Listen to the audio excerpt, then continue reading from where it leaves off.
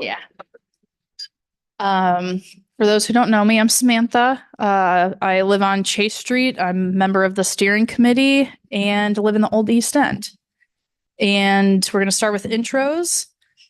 And we're going to also start a little differently. I think from now on, we'll see how it goes, but we're going to look to keep the agenda on the screen, at least for speak out and announcements and introductions, just so that people are aware of, although we have the agenda in hand, just to be aware and see what is to come in the meeting, and also to try and make sure that we're organizing kind of like our thoughts and speak outs per what's on the agenda, just so that we can make sure that we're kind of funneling all of the information into the time slots that would best fit and would best work for the whole allotted time of the NPA meeting. So who wants to go next? Start with. Okay, so exactly correct. That's iPhone. Perfect. There's two wireless mics back there.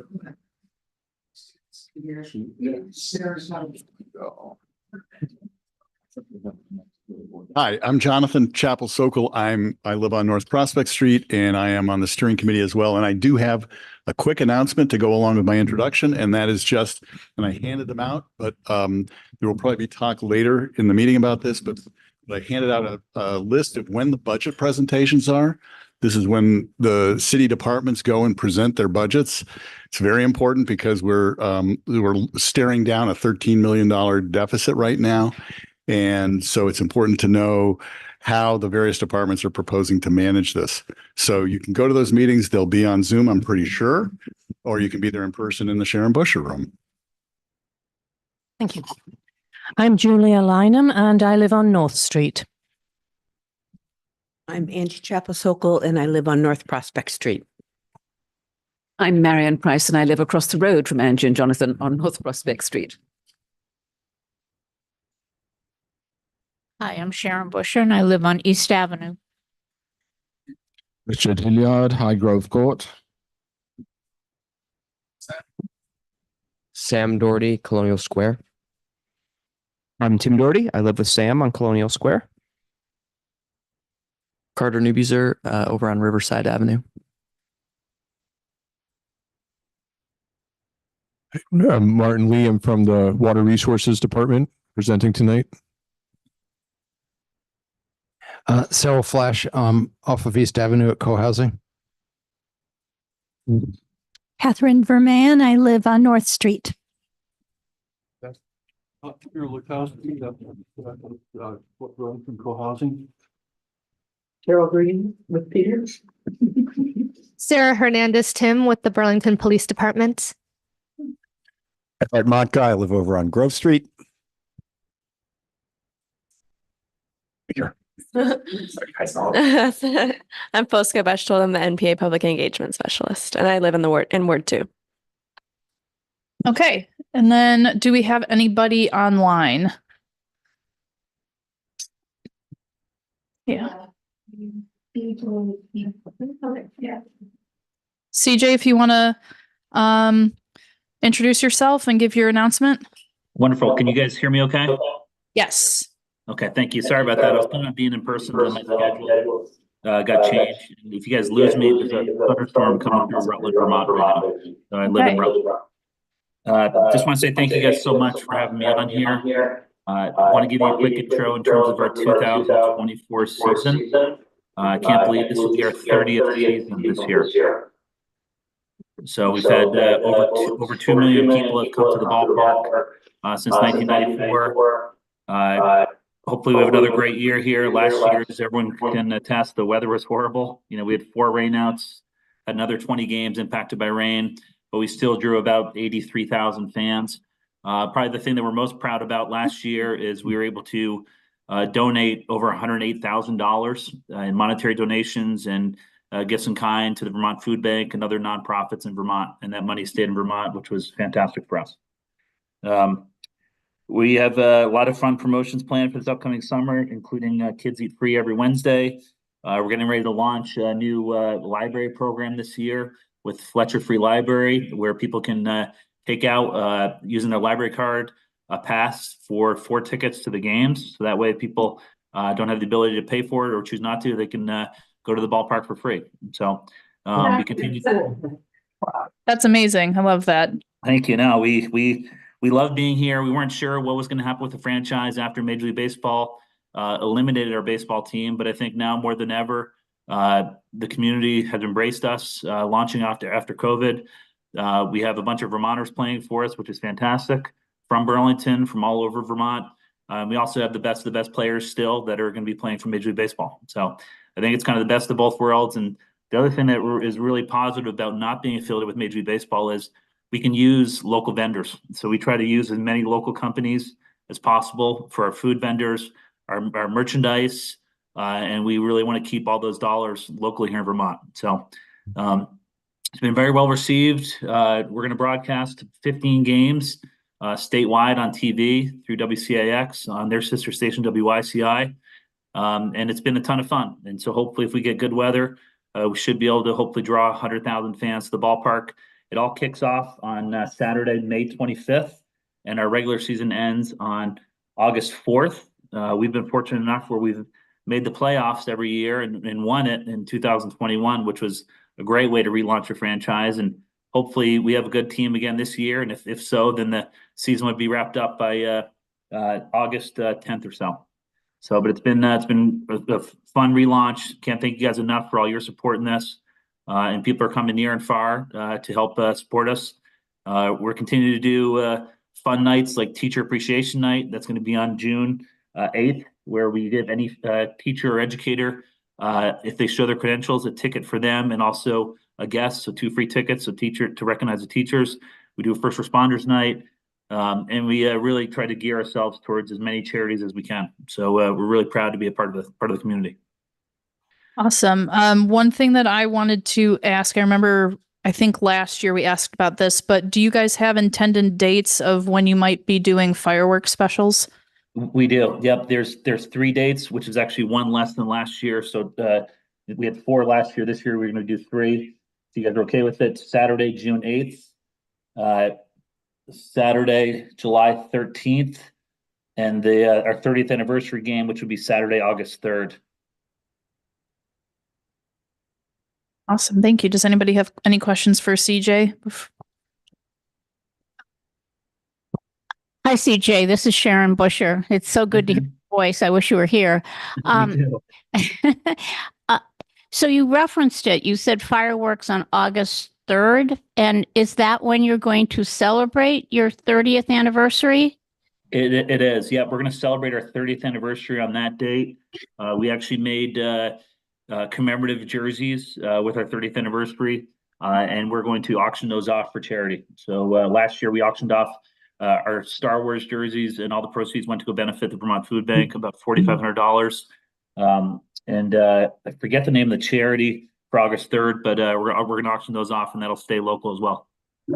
So for a friend who's actually in the hospital, but will be out, and I have to ask, are you going to do your whatever it is, hot dog night? I mean, this is something he lives for. So are you going to do those? I can't remember how frequently they are, but yes, Sharon, we do them 3 times a season. So the dates on those, the first one is Tuesday, June 18th. The second one is Tuesday, July 9th.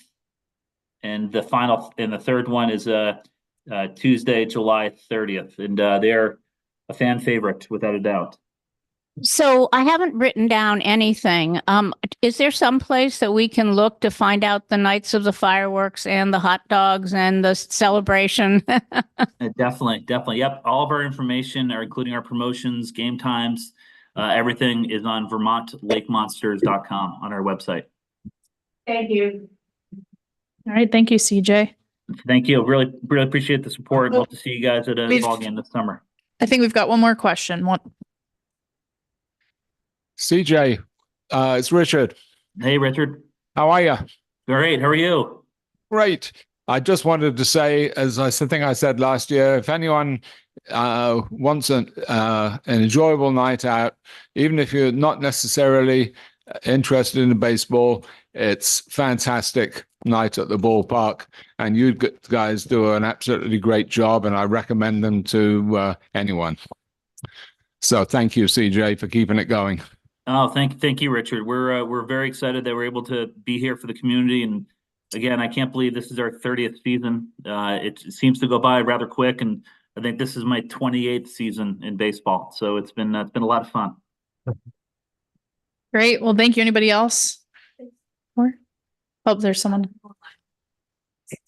Okay. Okay. Sophie, if you want to introduce yourself.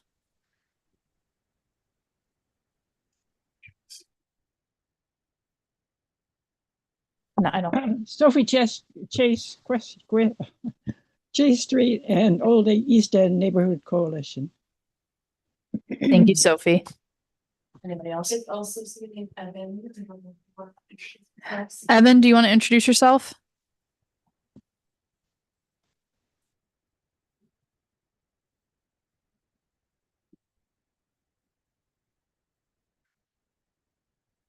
Evan, do you want to introduce yourself?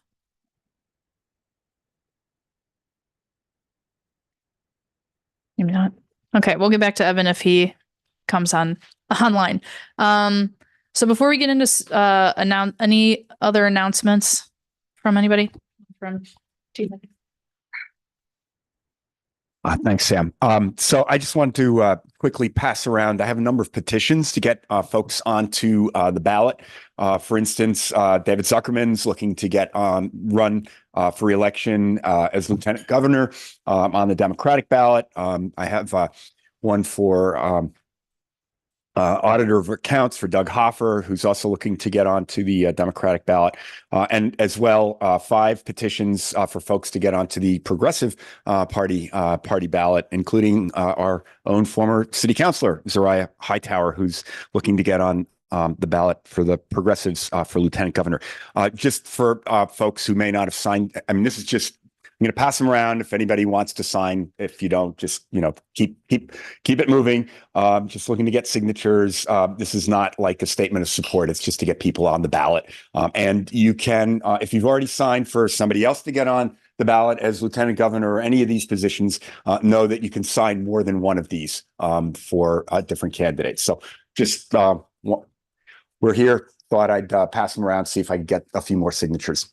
Thanks. Awesome. Thank you, Erhard. Anybody else with an announcement? Good. Okay. And then before quickly we get into speak out, I probably should have said this before when we were talking about announcements, but another reason that we wanted to put the agenda on the screen was because we got a very thorough and very thoughtfully written email from Catherine about how we asked for suggestions last meeting on how we can improve the NPA meeting so that we fit everybody who's on the agenda in, and that everybody gets to speak when they would like to speak, and we don't cut anybody off, and just making sure that we can just kind of tighten up and be a little bit more organized. And so one thing that we came up with as a steering committee was to make sure that we have the agenda on the board so that people can see what's on the agenda and kind of keep, our goal is to keep anything that's on speak out in the time slot that if it falls in line with an agenda item, to keep that speak out in with the agenda item, because any questions can arise when someone makes a presentation, or they may answer questions, or it just kind of keeps everything a little bit tighter. And just making sure that we are delineating the difference between announcement versus speak out.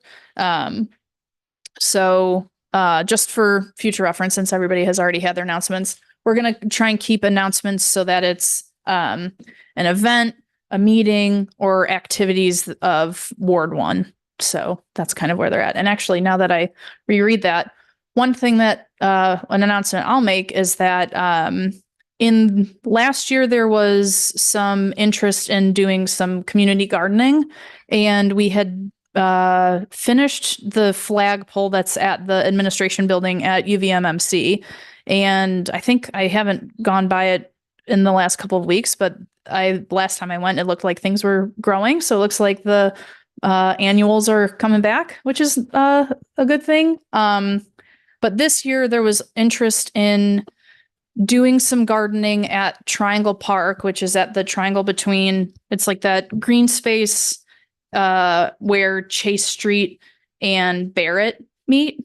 And in the Old East End, there's a woman named Holly Bartlett who lives on Chase Lane, and she's, I think, probably going to head this up a little bit more because she was showing interest in it more. But if anybody has any interest, you can let me know. You can reach out to Holly Bartlett, and you can reach out to me and I'll get you in contact with her.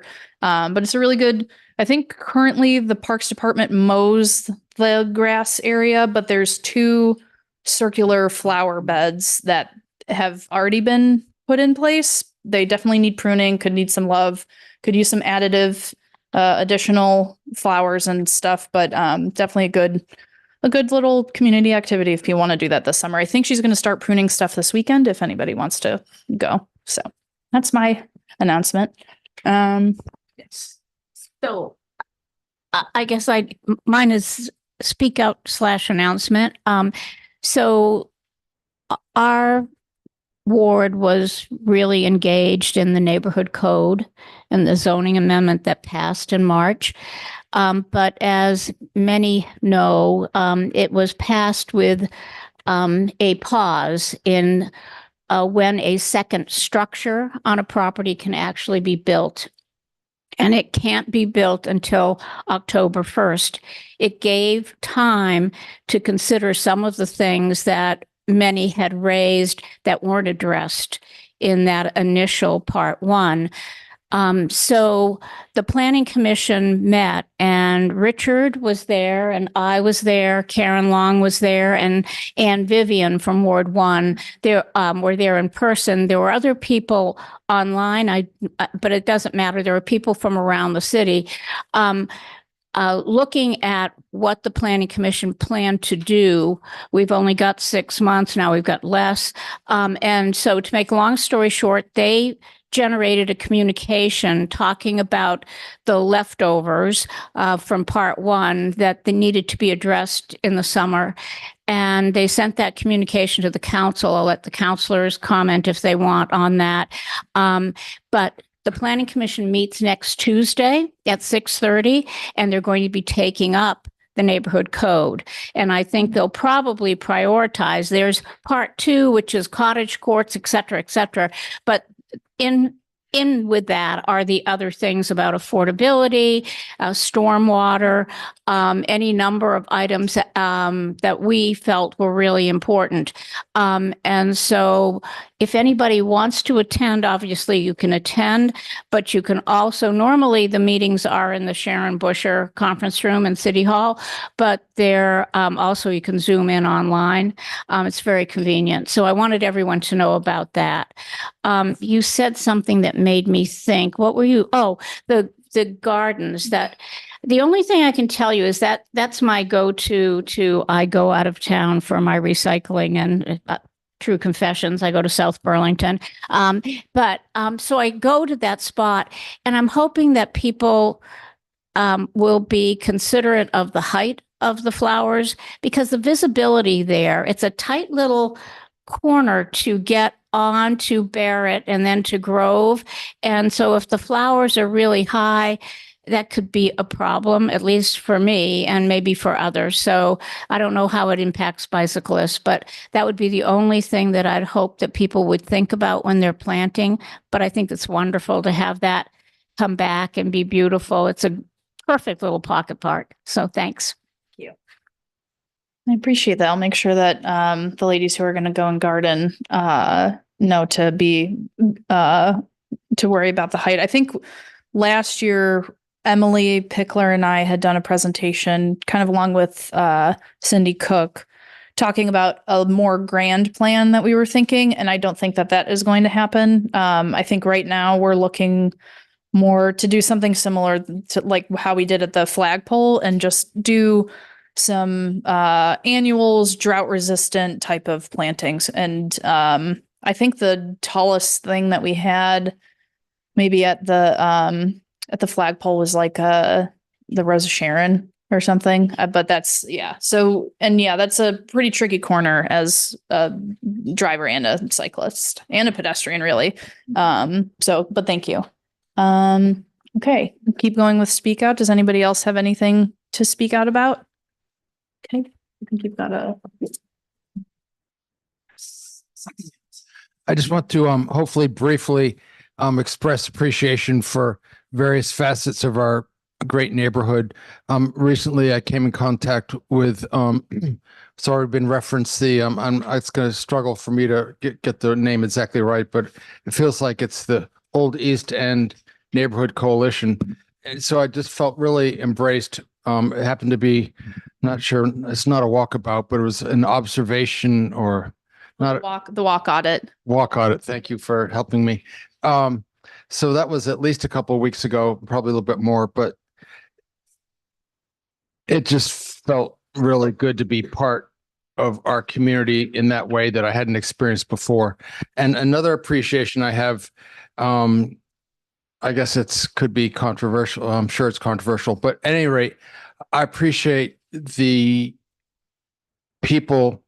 I want to thank mostly Ward 1 and Ward 8 who've been populating the encampment at UVM for the last week. So it happens to be on my path back and forth to the Y and whatever. And so I've made my appreciation to them verbally. And anyway, so that's, I guess, as much as I want to say about that, but I feel so blessed to be in our community, and thank you. Thank you, Cyril. Angie?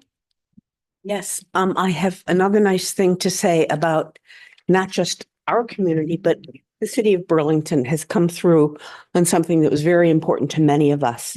My neighbor, Marion Price, is the grandmother of one of the young men who was shot on North Prospect Street last November, the Saturday after Thanksgiving. 3 young Palestinian American men, talking some Arabic, some English, wearing keffiyehs, and somehow they were targeted by someone. We don't know that motivation, but they were targeted by someone walking on North Prospect Street. And all 3 were shot. Marion's grandson was the most severely injured, and he remains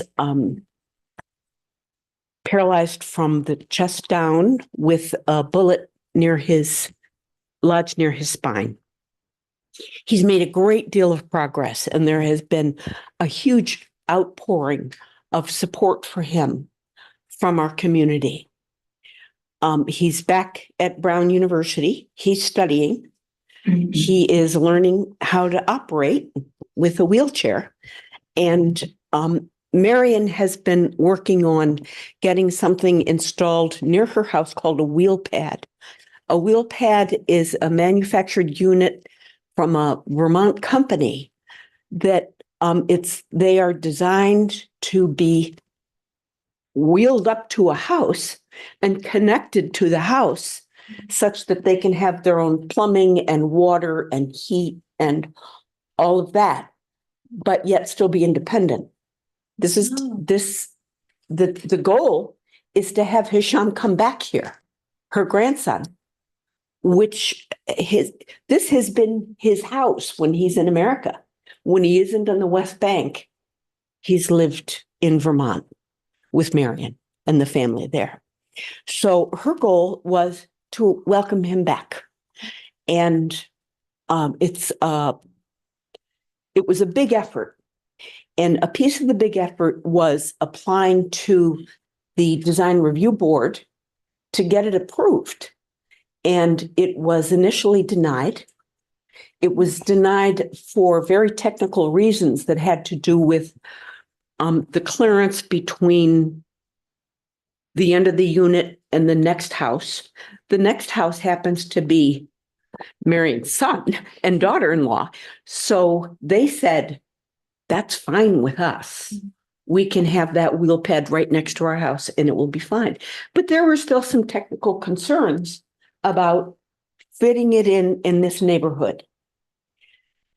And I'd like to report that there was a lot of community support to see to it that this could happen.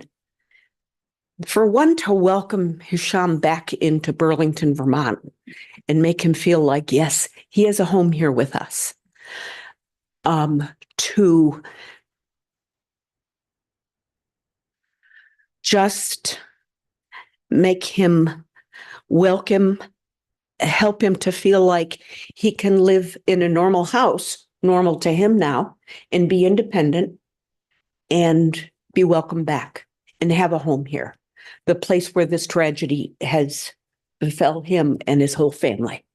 So I want to say that last night there were a lot of people who showed up at the Design Review Board meeting, and a lot of discussion was bandied about.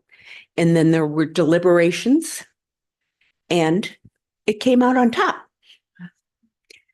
We think that almost everybody on the DRB wanted to do it in their heart of hearts, but they had to talk about the technical stuff. But I think that it was important for the city to be able to, on the one hand, be appalled that this should happen in our city. On the other hand, we can work to rectify that and have our city be welcome to people who are victimized here. So I want to say thank you to the city of Burlington. Thank you to the DRB. Thank you to everyone for all of your support for this really important piece of history in Burlington. Thank you. That's great. Is there anybody online who has any speak outs? Charlie? I'm going to sit here just because. Okay, you're on the camera. Hello, I'm Charlie. I'm actually in Ward 2. So about 10 years ago and about 4 or 5 years ago, I started working on a project. And the reason I'm talking about it now is because you just had a gentleman on from the baseball team talking about the baseball season. Okay, so my idea was to somehow during the summer connect that baseball team with a bunch of mostly kids to go to the game. And so my program was I had initially spoken to the mayor's office to get an intern to help coordinate getting like 10, 20, 30, 40, 50 students to go to a ball game once or twice a week or whatever. And but so my initial proposal was that there'd have to be like one adult for every like five students or whatever. So if anybody wants to work on that with me, I think that would be a good thing. We almost did this. I actually spoke to someone. I don't know if it was the gentleman that was just on, but we actually had some serious discussion about that in 2019 and 2020 about actually doing that. But for some reason, when the pandemic started, the whole thing just collapsed. So I'll probably contact them again and see if we can't get that thing off the ground. And maybe do it once or twice or 3 times this year just to get it off the ground. And maybe next year, you could get 50 or 100 students to go to those games with enough supervision that there are no problems. So I think everyone would win. I think if we could get that program going. And I think, at the time, the mayor's office was interested in assigning an intern to help with that project. I don't know if that still is possible or not, but so if anybody wants to work on that with me, I'd be happy to talk about it. Thank you. Thank you, Charlie. Anybody else got? Sorry to tell you. No, just quick. I didn't get to participate as much because I was on gardening duty and there was a bunch of trash buried in the. Yeah. I didn't get to participate too much on Green Up Day because there was I was on gardening duty and building raised beds at my house, but yeah, but I did appreciate, like, I was walking during the campaign, door knocking, etc. And like, there was so much stuff on Riverside Ave, and over on Hillside, and then over into the big condos and over at CHT housing there. But like overnight, it's like almost completely clean. Like I haven't seen anything in my few walks back and forth. And I know a bunch of folks from probably all over the place, but I'm sure from Ward 1, I saw multiple cars like descend throughout the day picking up trash. And I think there was like at least close to a dozen bags probably along the road. So just thank you to everybody who did that. And yeah, in general, I love Green Up Day as a good environmentalist, but that was really nice to see. Thank you, Carter. Okay. You want to grab?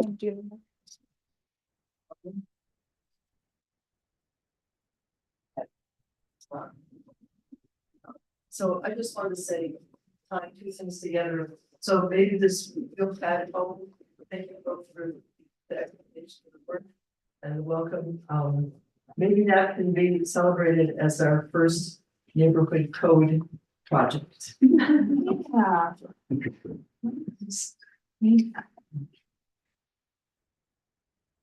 All right.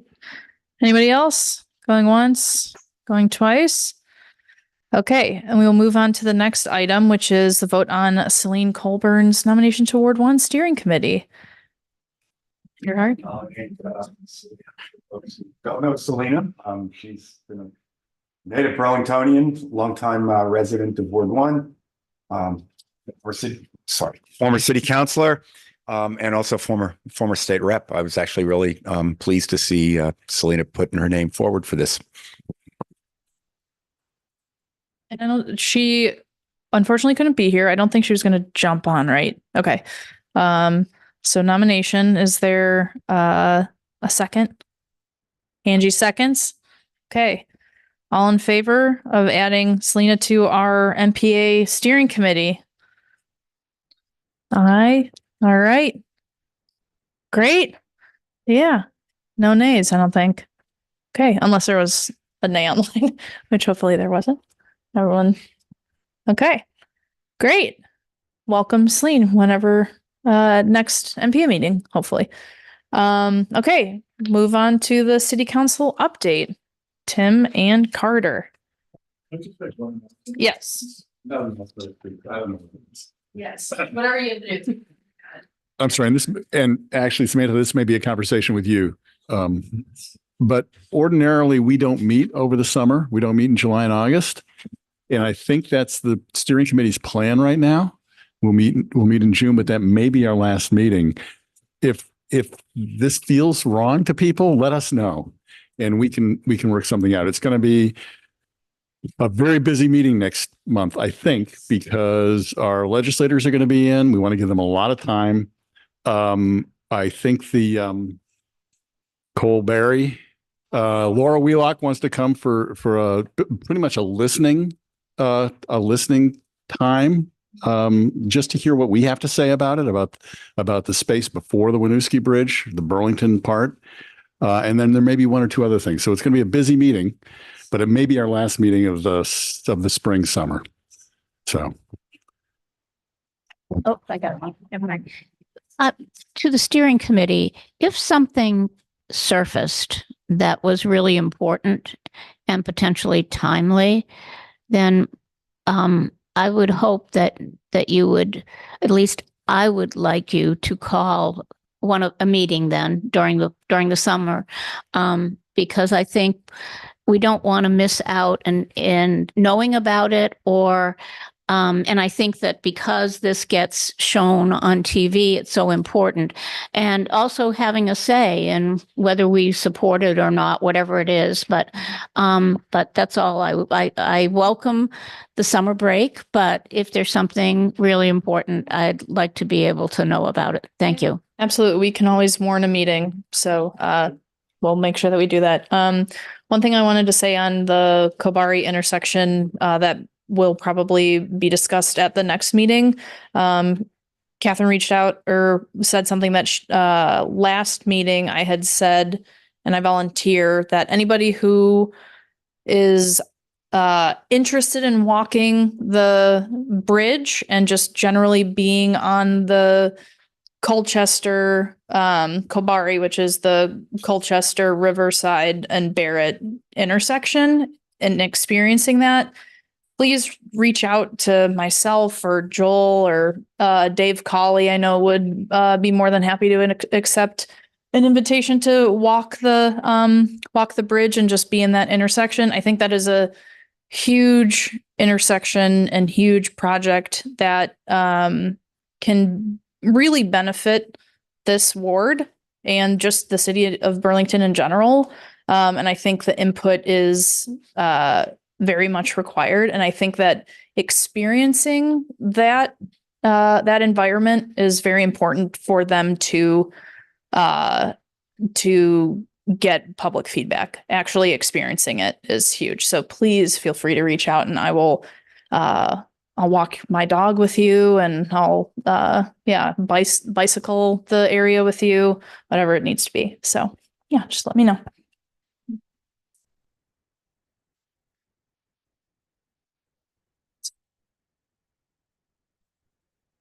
City council update. You want to go first?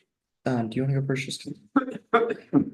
So, I'm not on the steering committee. I don't want to overstep my bounds, but I wonder if, maybe something we could think about is a Ward 1 NPA night at the ballpark to support this wonderful local business.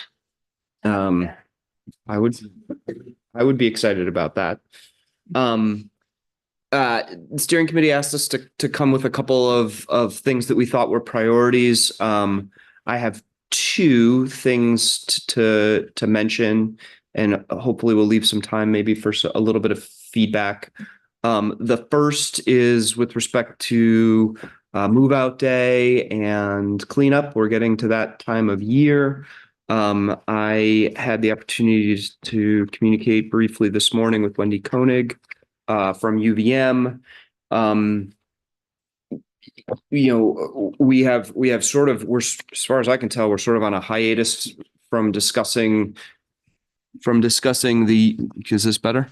From discussing the UVM MOU for the moment, but in the context of my working on that last city council year, I made Wendy and others at UVM aware of at least my opinion that at least some of the absence of trust in our neighborhood, this isn't the whole story, of course, but some of it was perhaps a result of neglect in the community relations and connections standpoint on UVM's part, and have really tried to encourage them to be more thoughtful about rebuilding that sort of bank. It's not a whole solution to what's gone on between us and the university over the years, but something. In any event, I think they've been receptive to that.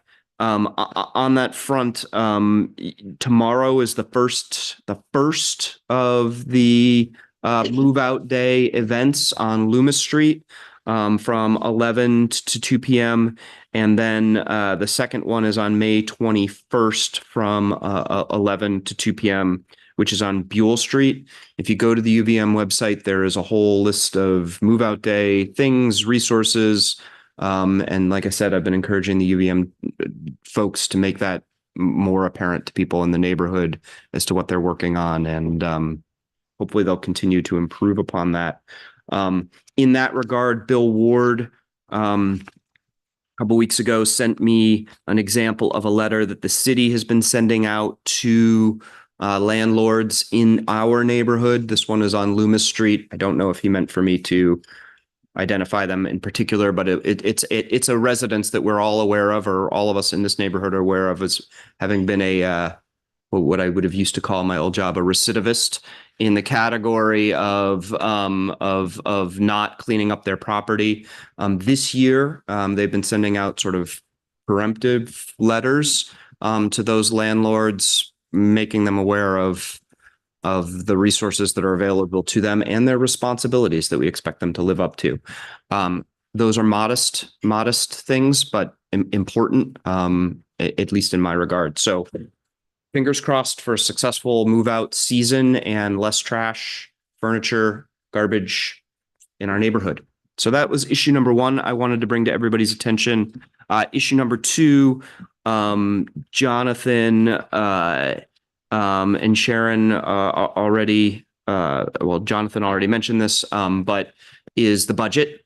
Probably most of you saw the mayor's announcement regarding our budget. So when we were here last, when Zariah and I were here last discussing the budget, we anticipated, or the mayor's office anticipated, and city staff anticipated a $9 million budget shortfall as a result of a mistake that was made in the budgeting analysis and process.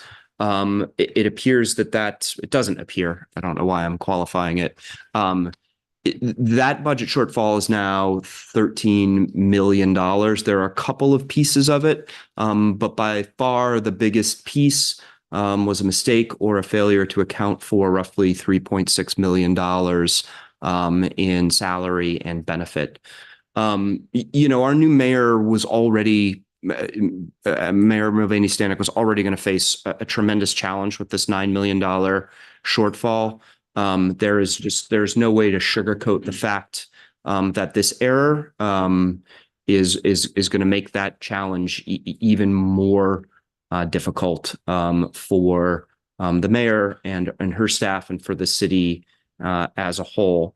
So I brought a couple things to pass around. I made 10 copies, so we might have to share them. One, Jonathan sort of stole my thunder a little bit. Well, you told me you were going to, but it is the dates on the sort of the marvelous nights of May or whatever. This is when each of the city departments comes and presents to the Board of Finance. So that's going to be happening in the coming days. It's really, these are really critical meetings. Last year was my first time through as a city council person. But in my view, it's a critical piece of being a city council person. The work is principally done, of course, by the mayor and her staff. But our role as a check and a balance on that is really critical. And I would really encourage folks, if you're going to go to anything, if you're going to attend anything, I think these meetings are really important. I'm going to try and attend all of them, or at least watch all of them after they've been presented. And it's, what you'll see, what I appreciated last year and what we're really going to have to focus on this year is, maybe sound facetious, but everything the city does is really important, right? And it's living within our means, and figuring out how we're going to deal with this is going to be a very difficult and I predict painful process with no silver bullet and easy answers. So I suggest people get engaged early now. One other piece of this is, and I will also say that I have very much appreciated the openness and transparency in which the new administration has addressed this. We got an email on April 25th. We got slides on April 25th.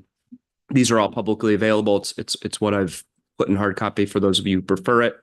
And I think, the mayor has rightfully identified two priorities: this budget challenge and public safety. I agree with both of those priorities, and the budget it's just going to be really critical. Another thing I think was wisely done was the appointment of a board. I don't know, it's called a board of advisors. We're lucky Sharon Busher was one of the people who was appointed, former Mayor Clavel and others who are going to be advising the mayor and her team on this process. We talked a lot during the neighborhood code in this room about not having been engaged, or not feeling like we were engaged, or not having focused. This is something to focus on. So happy to talk about that, but those are the two things that I think are really critical in the next couple months. And I can pass these things out. Chair, it's great to know that Sharon and Peter Clavel are two of 6. Do you know who those others are? I thought someone was going to ask me that question. They're on. Sharon does. There's 7 or it's not 6. Solveig Overby, my former colleague from the U.S. Attorney's Office, is one of them. A number of the names I did not recognize. Solveig is another wonderful choice. I worked with her for years. She was the head of IT at the Department of Justice. So Nate Lavery, who's the school district's financial manager, is on it, as well as Steph from the Public Assets Institute, Stephanie Hugh from Public Assets. Those are the only other two names I remember.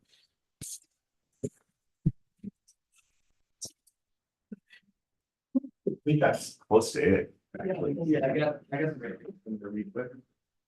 Or you want to read quick?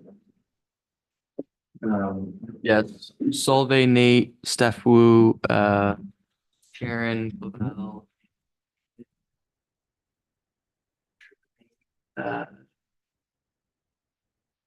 Tabaruka. Well, I think I do.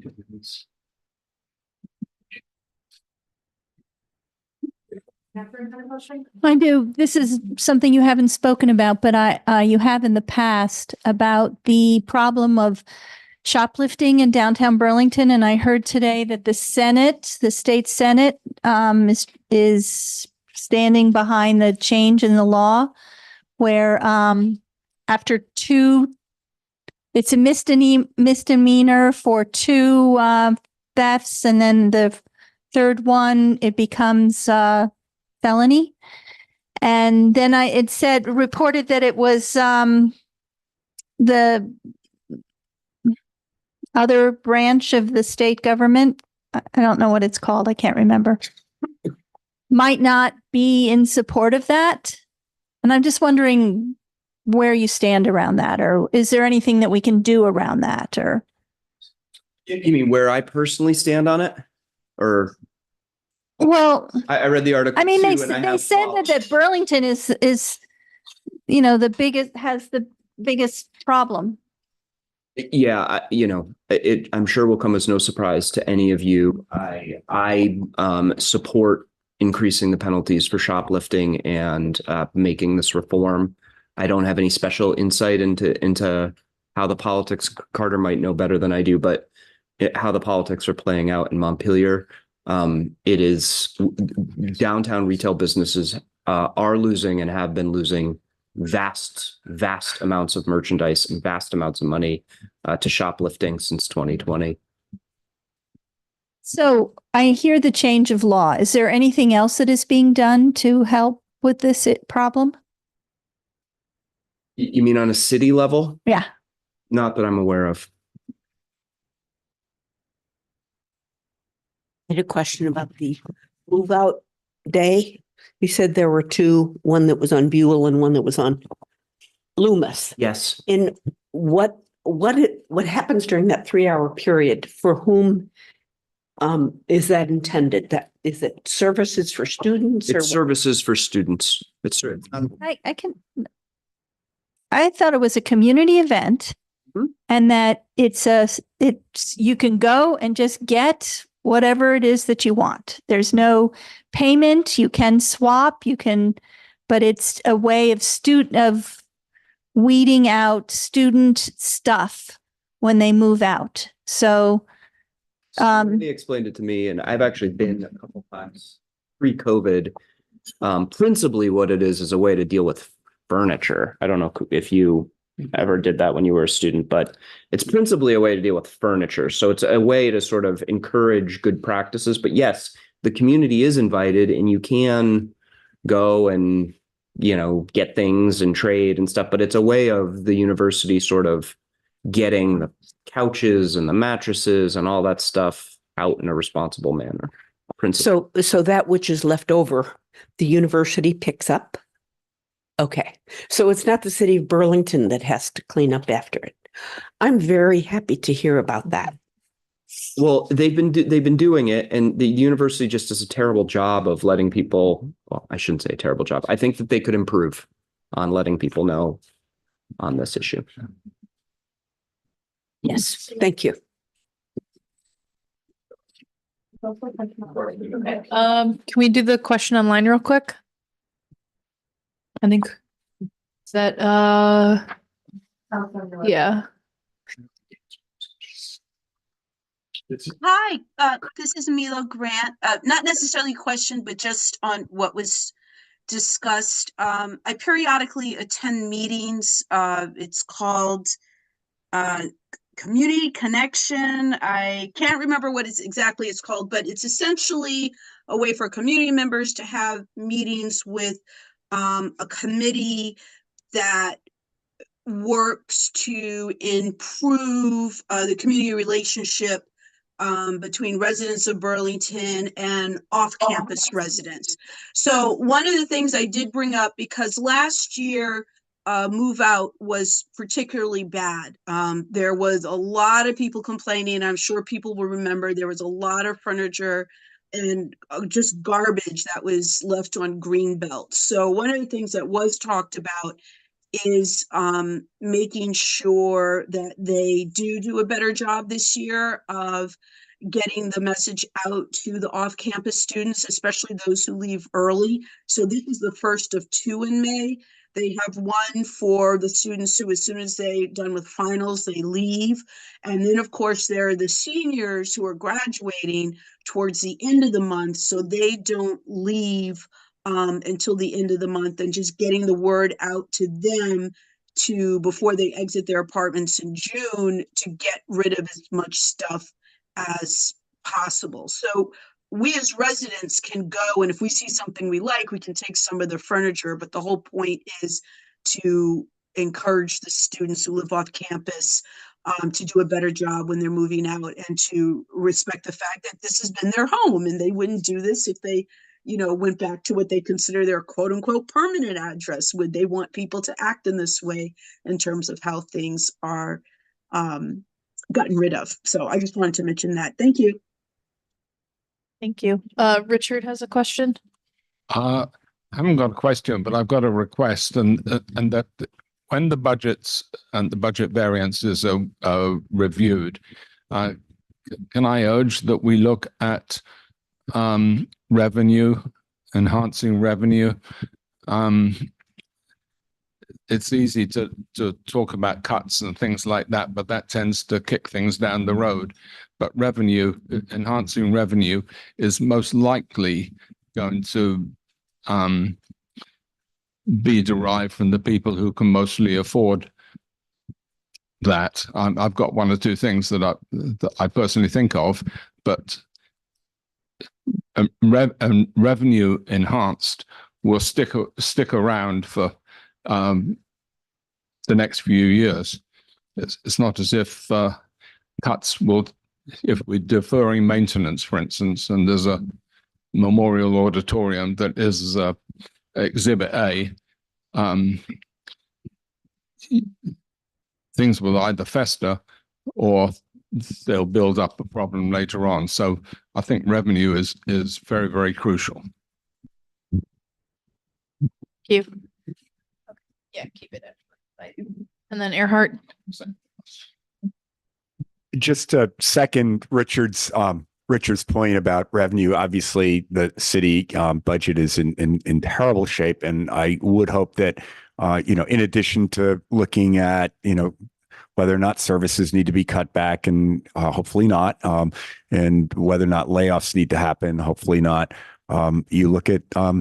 Y'all look at revenue. One case in point is, we have our gross receipts tax. We have the franchise fee.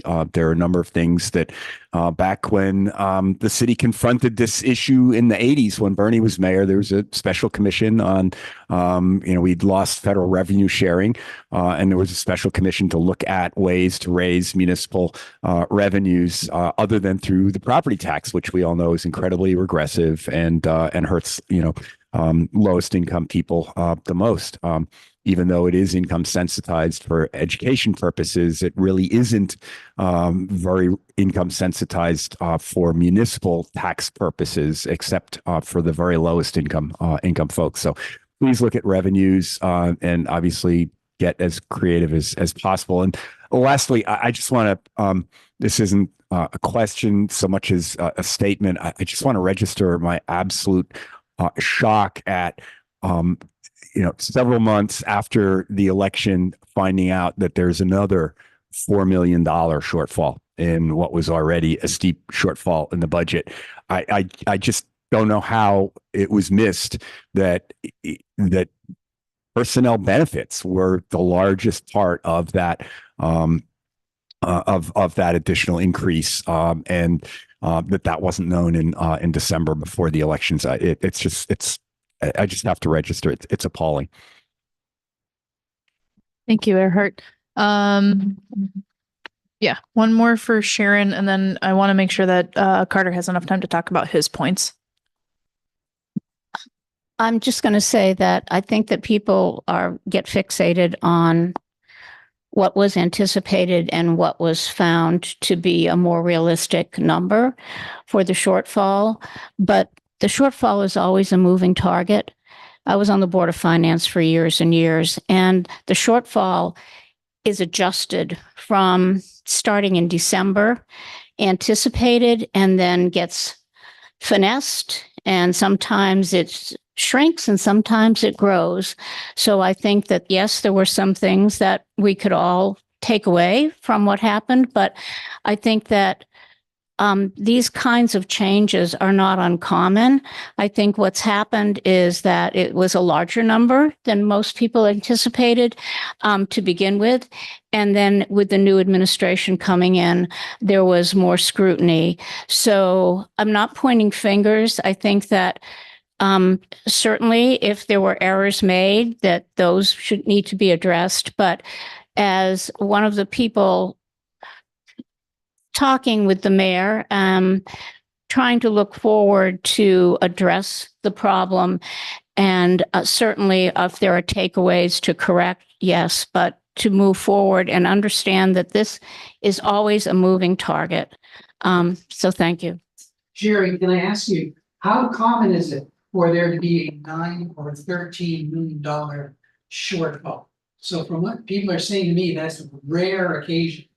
It's rarely happened in the history of Burlington. So I'm not an expert. I'm just one person that was involved in the city for a while and now involved in this capacity. But I think that we are not alone, because with COVID, we got all these extra dollars to help with COVID and help sustain cities and communities. These were one-time dollars. They don't regenerate. Once they're spent, they're spent. And so when you were trying to deal with COVID, you spent those. And then now that they're leaving, you have to figure out, they weren't just spent on masks and things like that. They're spent on a number of different services to keep us afloat, to keep everyone afloat, to keep people employed. So then you have to figure out how you're going to address that, not having those one-time dollars. That's a big component of, I think, why this was such a large gap, but it's not the only reason. It just seems odd to me that either the mayor's office or the city council could be so negligent not to be able to anticipate that. Once again, I think there are lessons to be learned and changes to be made. I'll let the mayor speak to all of it. I'm only one advisor. I'm not coming forward with any more than that. I'm just shocked myself, just like Earhart, because Vermont's already the second highest tax state in the nation. And then we have all these other funds that are designated to special projects and things. And then to hear that property taxes all over the state have gone sky high. And now we find out that there's another $13 million on top of it. It just seems shocking to me that the city council and the mayor's office for the last year could not have anticipated what was going to happen. I won't say anything more. Well, just to make sure everybody is playing with the same set of facts. The previous administration predicted a budget shortfall of $9 million.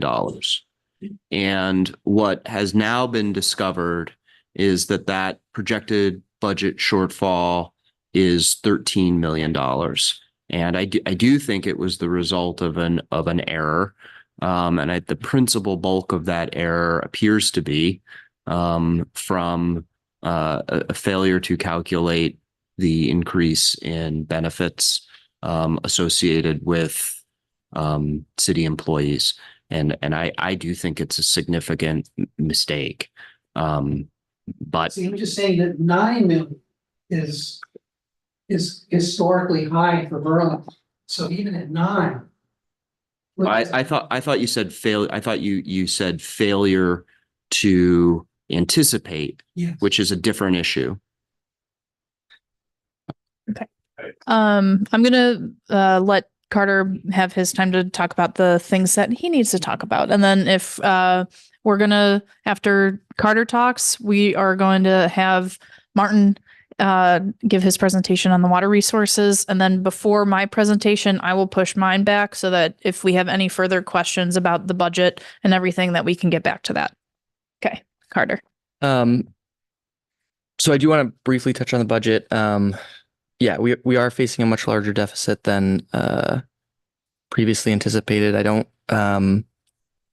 I don't want to get stuck in whose fault it is.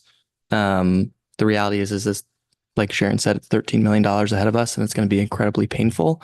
I will say that the lessons that I'm taking away is that we need to strengthen the financial practices across the board in every city department. And there's quite a bit of work to do there. That's very clear to me at this point. And I agree with the points made around raising revenue. And that's what I centered my campaign around. I think there's a number of different ways. There's probably an endless number of ways that we can target revenue generation to folks who can afford it. And I know that there are a number of folks thinking through sort of what's sort of politically feasible, what can we do now, because we're sort of locked into our revenues for FY25. So many of those practices are not going to affect this 13 million. Although there's some conversation about, or I don't know exactly where it's at, but increasing like, yeah, my bad. I'm learning. I got to project. There's some conversation around increasing, room and meals for hotels. I think doubling that from 2 to 4%, if I'm not mistaken. The public safety tax that, sorry, 2 to 4 cents. The public safety tax that passed will help close that deficit a bit. I'll leave it there. There's some remaining ARPA money. Yeah, the only other lesson I would say too, at least in my view, and others can disagree with this, because I'm definitely not an expert on the budget, nor am I an expert on how the state and city have used the federal funds. I think my impression from different conversations is that we burned through our federal funds at a much higher, much quicker rate, and committed more of those funds to ongoing programs, and potentially even some new programs. And I said during the campaign, I think it's a bipartisan problem. That moving forward, we need to be more cognizant of that. So now we're at a place where we don't have those funds, and we created all these ongoing programs, which I think is contributing significantly. So I think that's my analysis on the budget. I do like like Tim said, the Marvelous Nights of May, the title that is being given to the budget sessions. I don't think they're going to be very marvelous this May. Yeah. But just to reiterate, and I know folks have it in front of them, but for folks online, it's Monday, May 13th, Wednesday, May 15th, Wednesday, May 22nd, and the fourth and final meeting is May 29th. Most of those are at 5:30. I don't have the May 13th time in front of me. I think that's at 5 or 5:30 as well. And all that's on the city calendar. I have a couple minutes, so I'll just run through quickly. Neighborhood code was already touched on. It was initially on consent agenda, and one of my colleagues on the council requested that be pulled off, which I was grateful for, because I think it gave an opportunity, particularly for our ward, to just highlight it, because many folks don't go combing through the dozens and dozens and dozens of things on consent agenda. And so I would encourage folks to both review that communication from Director Tuttle on some of the questions that were raised from Ward 1 in particular.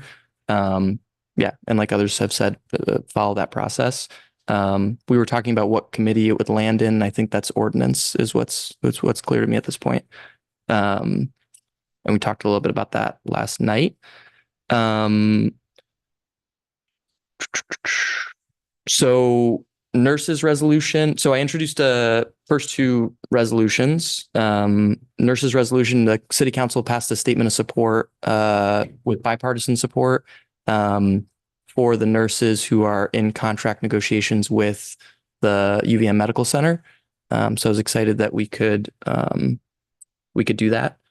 A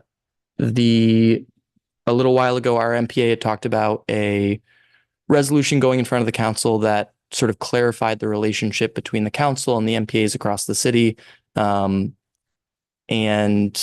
to get a better understanding of when things are coming up. We're not sort of like brought a final product at the last minute and said, what do you think about this? What's your feedback? People give feedback and they're like, great, well, we're voting on it tonight, so we can't incorporate it. So I'm hoping that, that was referred to CDNR. We brought it, Jonathan came and spoke to it at the council on Monday, and that will be referred to CDNR, which I'm chairing this year, and want to hear feedback, whether that's coming to the next committee meeting on May 15th, which will be remote. Next month will be remote on Zoom, and so that'll be posted in the next few days to the city calendar. And hopefully, just take it slow and be thoughtful about how we construct that. The other piece, I'm just looking at what other people have touched on. Yeah, the final thing too, I'm just excited about. One of the things I heard on the campaign trail and I talked about with DPW when I first got on was some potholes over on Hillside Terrace. Never thought I'd be so excited about potholes and the opportunity to fix them. They're not totally fixed, but for folks over on Hillside Terrace that raised that, they got temporarily filled, and I'm trying to determine with Director Spencer. Jeez, yeah, I always call him Chapin. I was trying to make sure I'm not, but was confirming with Chapin that trying to get a timeline, and when we're at a very tight budget. Obviously, our sidewalk and road repair is pretty slow in terms of our citywide cycling through that. So it'll be a little while, but hopefully I'll have a timeline for folks I've been talking with there on when the road would actually get redone in full. I think that's all I got. Any questions or anything I didn't touch on, or things are wondering about? Cheryl? Yeah, so I just want to go back to the issue a minute about the shoplifting, and just wonder if either of you know if the Community Justice Center has been engaged in that conversation. Yes, it has, and people do handle the Community Justice Center does do restorative practices with respect to people who are caught shoplifting. That's an option. Mm-hmm. Yeah, and I would just say, because Catherine, you raised it, my personal view is that I always think like it's almost analogous, like addressing public safety issues is almost analogous to U.S. foreign policy. You've got deterrence, and then you've got diplomacy, right? And so the U.S. traditionally has invested way more, significantly more, trillions of dollars more in deterrence and sort of thinking about growing our military and sort of being that hard power, and we drastically underfund diplomacy.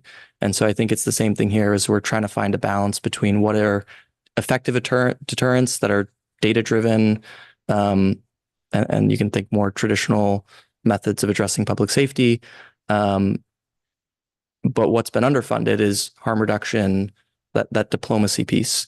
And so wanting to also be thoughtful and I don't know the specifics other than what I've read in the media about that particular discussion in the Senate. But I think generally speaking, as we're talking about public safety moving forward, we've got to think about that balance back and forth with any of these solutions that are being raised.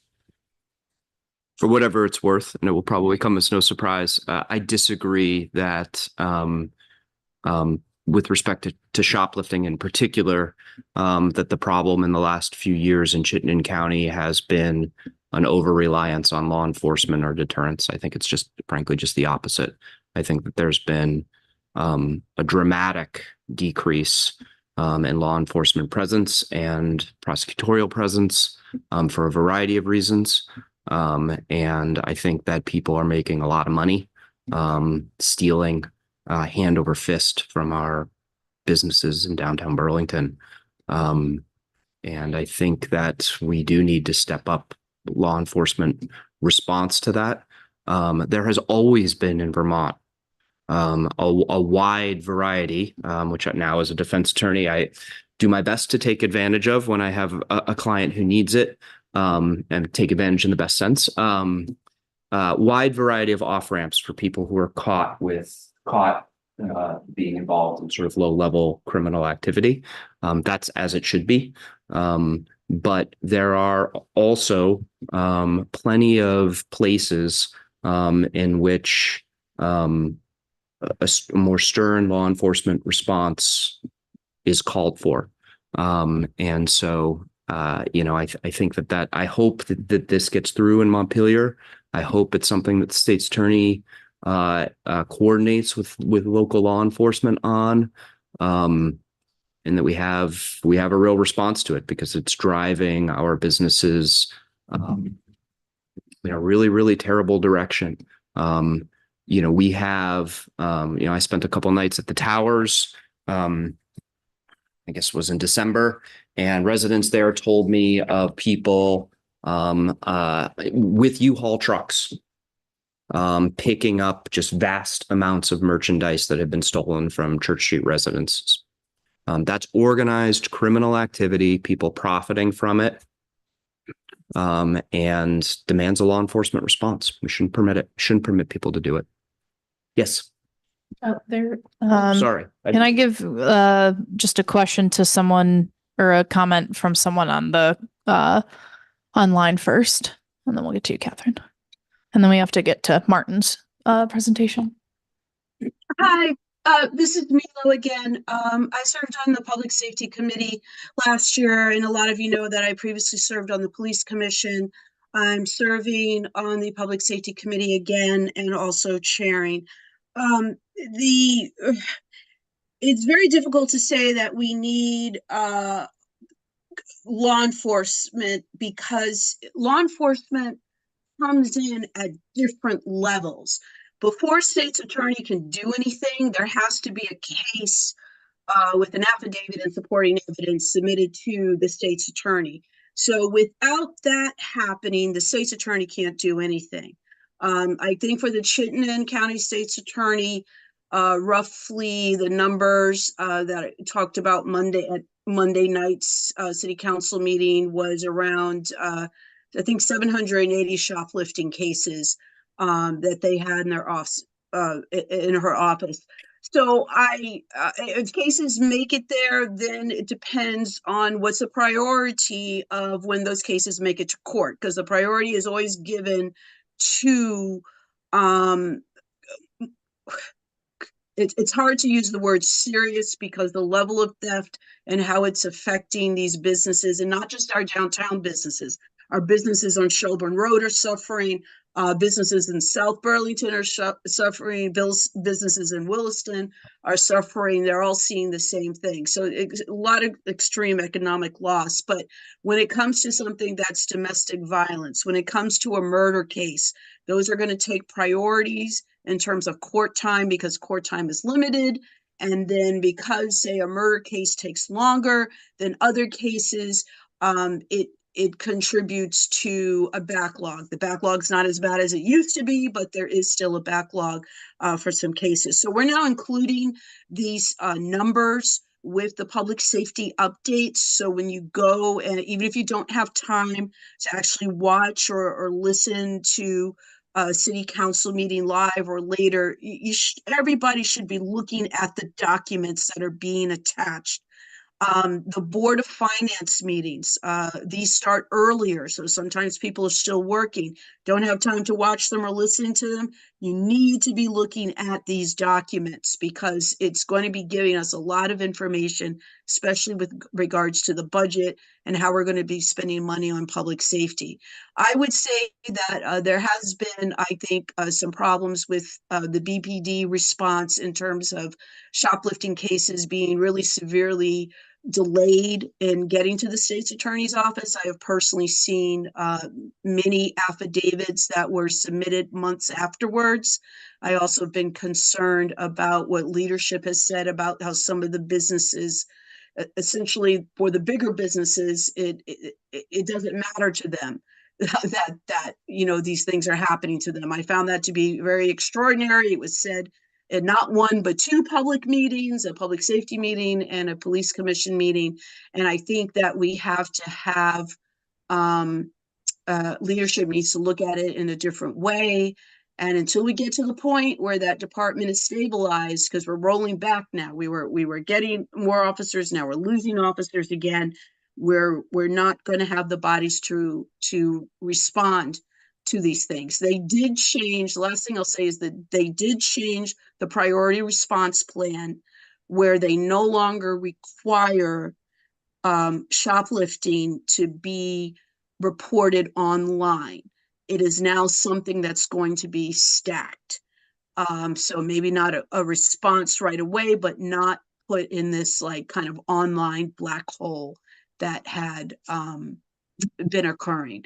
So not the best news, but I hope it's more informative. And if anyone has any other questions, please feel free to reach out to me or Carter. Carter's on the public safety committee with me. And I've been inundating him with data, so I know it's a lot to catch up on. Thank you. Thank you. Just one. And then Catherine, you had a question real quick. Do you have a mic? Okay. I'm not a big law and order person, but I also know that these chronic problems, like the mayor just announced that there's been such a rise in graffiti, particularly in our ward. It just seems like these chronic problems that decay the vibrancy of this city. That's my concern. And also, you spoke about the students, this stuff that's littered all over the city at move out time. Yeah, I think it's all fair and certainly devil's all in details, and I'm sure we'll be talking a lot about public safety over the next year, and probably more. I certainly take Tim's point that like some deterrents make a lot of sense, and I think that's a fair point to be made. The other just piece, circles in with progressive taxation, which we touched upon already. But and I don't know exactly where this is, and I follow the political scuttlebutt in Montpelier in the State House in my day job. But one of the issues, right, is that the House passed a bill that sent adequate funding, had adequate increased taxation measures to better fund our court system so that we could pick up some of the slack and get through processing some of these cases quicker and address some of these issues. And the attitude, and I don't know exactly where specific senators are, certainly don't know where our delegation is, but the attitude among many in the Senate was that, at least on that particular piece, we shouldn't be looking at increasing revenue to address the issue. So it's sort of like, yes, this is an issue. No, we're not going to figure out how to fund it. So that's it's a give and a take and a hard political thing, I guess. Thank you. We're going to pause on some city council stuff. We can get back to it after Martin's presentation. But Martin, if you guys would switch seats, we can start your presentation. And then Fosco, you have his. Okay, perfect. Nice to see you. Morning, David.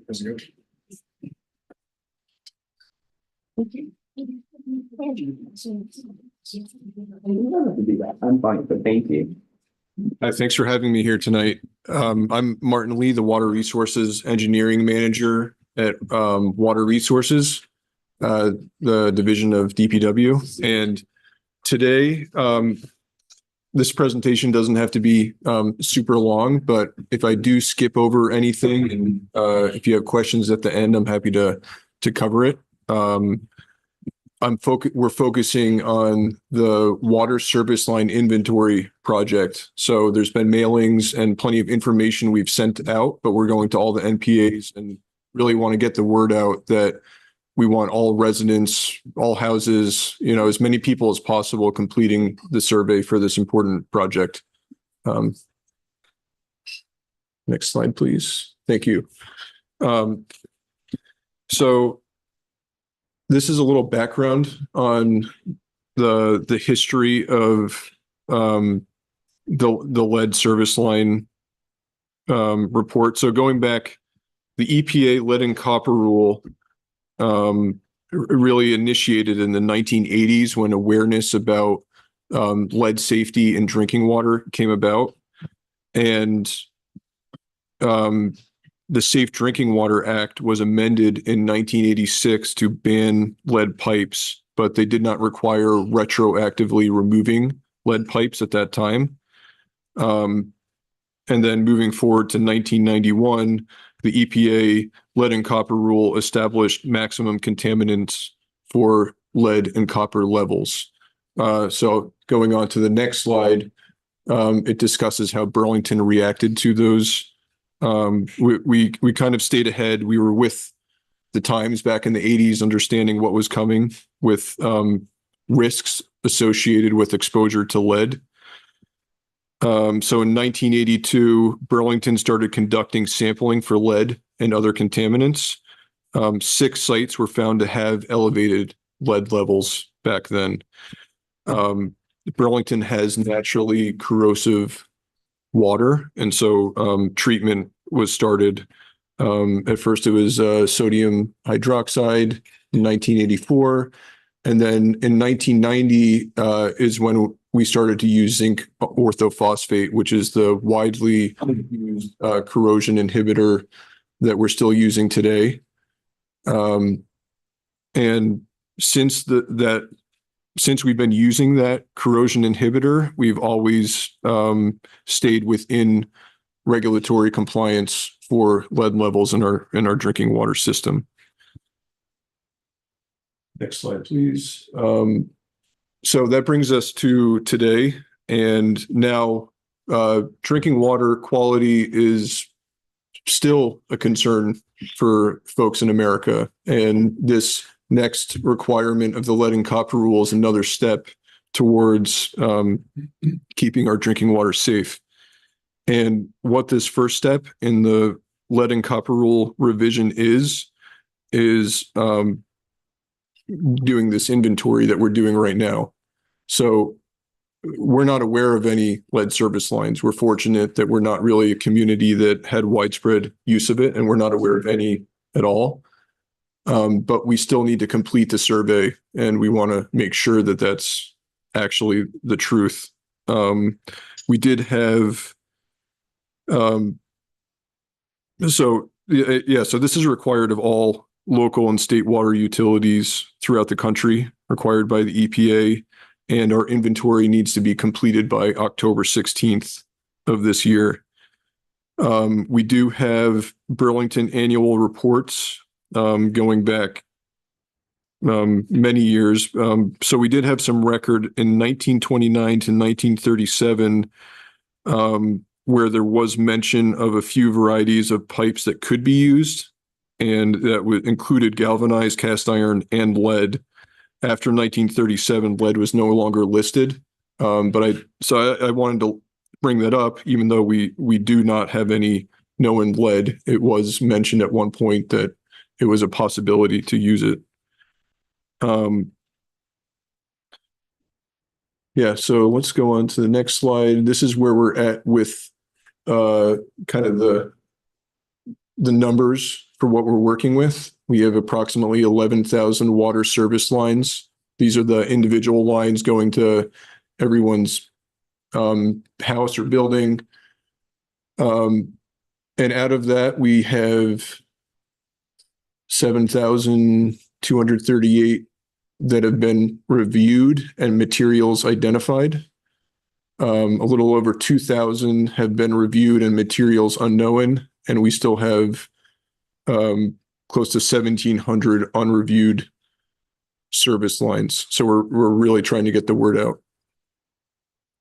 Next slide, please.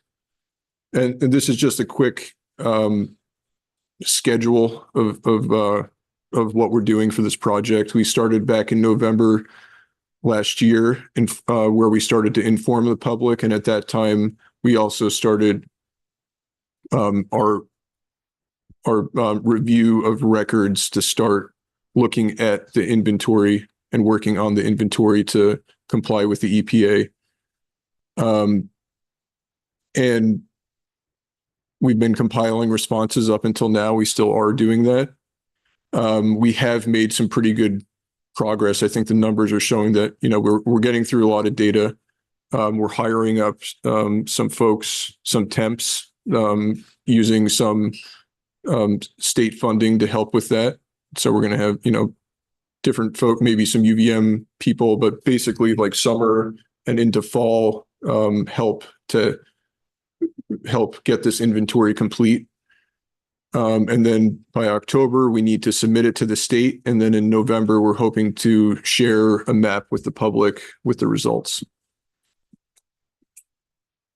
Here's, I'll just quickly show this slide. We have many different ways that we've communicated to folks about this, including direct mailings. Next slide, please. This one we highlighted, or the dark blue row at the top is the Ward 1 number, or has the numbers for Ward 1. We have 86 responses, so we'd like to get that number even higher. Mostly copper pipes, some galvanized, plastic, ductile iron, and then the unknown column, that will be an area where we dig in and probably go visit, you know, schedule appointments and go visit folks. We'll also be potentially in neighborhoods where we know pipes are older. We may do some other types of canvassing in the community. Just some quick examples of photos. So I have some handouts I can provide that both have information about what we're doing, as well as how to complete the survey. Thanks. And this is an example of a good photo. So we can, you know, get this photo and verify that, you know, that pipe there is copper on the bottom. Next slide, please. This is a bad photo. Bad angle, bad lighting. Next, please. There's another pretty decent one. Yeah, so I think that covers everything. If you have any questions, please let me know. Yes. I'm sorry, I left the room when you began. So this is the city pipes that bring the water to the residents, but also I gathered at the end, it's the internal pipes that the residents use, or no? It's just the city pipes? Yeah, okay. So it's basically we have the water main in the road that's running parallel with the road. Yeah. And then off of that, we tap to houses, and it's from the water main to the meter. So to the meter is the type of pipe that you're looking at?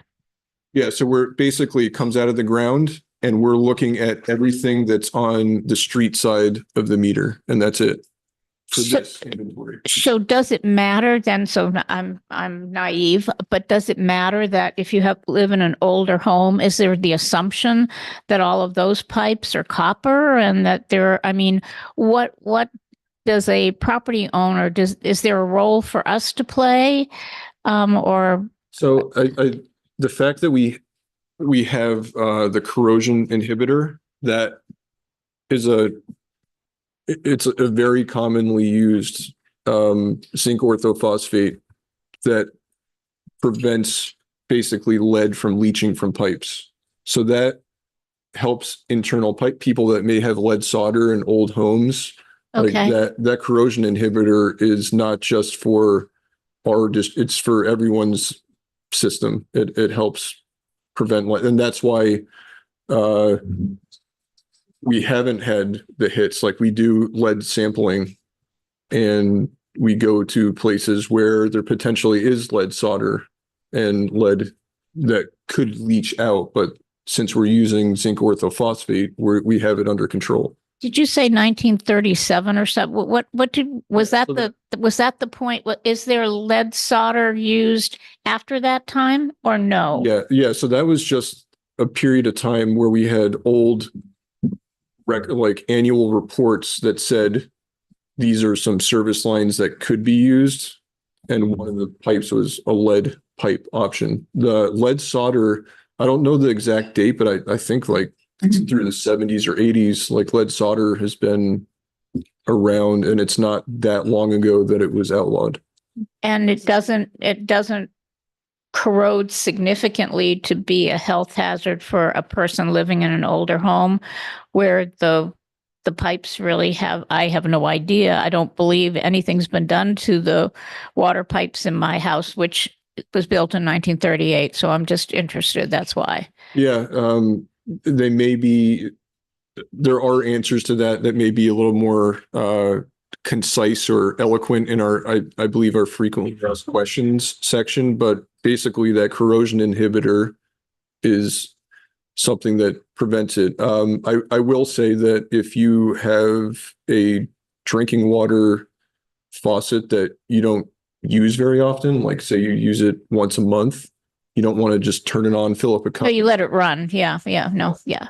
Then yeah, that's how it works. Like it, then you're at a much safer situation. All right. Thank you. Peter?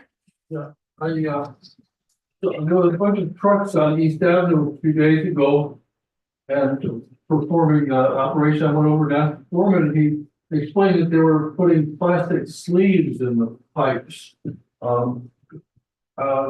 What's that about? Can you explain what's going on there? Yeah, so that's for it's either sewer or storm on East Ave where they're using cured in place pipe. It basically goes in, it looks like a hose when it goes in, and then it gets, it has basically also impregnated with an epoxy. So it'll go in, it's kind of flimsy, but then it gets blown up with steam, and then the steam activates the epoxy and it hardens right to the pipe. So it becomes like a pipe within the pipe. And then they send a little robot down to cut this is for the sewer. If it's sewer, I can't remember if East Ave was either sewer or storm pipe, but basically if it's on a sewer main, they'll go down and they'll cut the 4-inch pipe. So someone's service is then activated, but that's how that technology works. But that's not for drinking water, then that's all about. Well, so on Ledge Road and other pipes, we've been relining with a different type of liner that's specifically for drinking water. And that process takes a lot longer because it needs to be done much more carefully. We need to put people on temporary water. We then need to put in a liner that does not have any direct contact with the epoxy. It's got a layer that for the sewer and storm, there is less concern about that. For drinking water, I mean, it's a National Sanitation Foundation approved technology. It goes through a lot of rigorous testing, and that's the material that we use for drinking water. So it is a similar process, but it's much like that. What you saw in East Ave is like a day or two process. Drinking water, like on Ledge Road, that'll be like a 2 to 3 month process, but it's still cheaper than a complete replacement. Thank you. Yep. Jonathan? I'll stay here just to save the trip. I want to thank you for this. This is great. I want to just make sure I understand the numbers. You said that Ward 1, there were something like 86, I think. Yeah. 86 summer response. Aren't there like 1,000 or 1,500 houses that you need responses from? Am I right in my arithmetic? We would like right now, I think we are roughly at like 10%. About 10% of the houses have given us numbers throughout the city. We'd like to certainly increase that. And I guess something that we are trying to get the word out about to incentivize folks is a monthly raffle. You know, there is like a $50 gift certificate. So, but this is really important, and everybody should. If I can just editorialize for a second, everybody should be doing this because we need to get this done. And the less you have to nag us, the cheaper your department is. The less budget cutting you have to do because you're able to do other things. So we all should be doing this. Yeah, exactly. So we have to be doing this. My other question is really short. It feels like 3 years ago when they tore up North Prospect Street, we took pictures of something like this. Is that possible? That there was there was a survey on North Prospect Street at the time because they replaced the water line. Yeah, you replaced the water line. Yeah, 2 years ago. Yeah. We didn't do the survey at that. I don't think that the survey was necessarily on our radar at that point in time. I mean, we have a lot of data. Like, I guess the question is that data? I feel like we took a picture of the thing you asked us to take, or you're asking us to take a picture of. But is that yeah? So we do have a lot of data. I think, you know, like we also have our meter shop when they do regular inspections. We're getting data from other sources. We really want to also have the residents get it to us because our meter shop doesn't have regular appointments for the whole city, right? So we really need all folks to get involved. Right. Okay, thank you. Real quick, I'm just going to for anybody who's going to watch this, I'm going to put a couple of the handouts that Martin gave us in. I'll reach out to Dave Colley and probably put one in the community board that's at Schmansk Park. And then I'll also put some at the Little Free Library near Jason Stuffel's house on Colchester Ave. So look for those. I'll make sure that I place them out. There's a couple QR codes that you can scan. And definitely get this information in. My question is, have you reached out to the landlords to get this information? Because I know that I currently rent, and I know that a big population of people in Ward 1 are students. So making sure getting the information from the landlords. Yes, for the biggest, but not more institutional landlords. I will need to confirm. I think we are trying to reach out to like at least the bigger, you know, whether it's the handies or like people that may have multiple buildings, but that's a good question. And I'll check on that because that would be really usul. Thank you. If you're not already aware of it, the city has a rental registry, Bill Ward shop, and within, city government has a listing of every rental property and contact information of the owners, property managers, et cetera, big landlords, little landlords, the whole gamut, and maybe getting something out via that list would be helpful. Yep. Thank you. Yeah. Because we've certainly we've sent mailings to the whole city, but I think a more direct, it seems like that might be appropriate to kind of double down on certain folks on that list. Yep.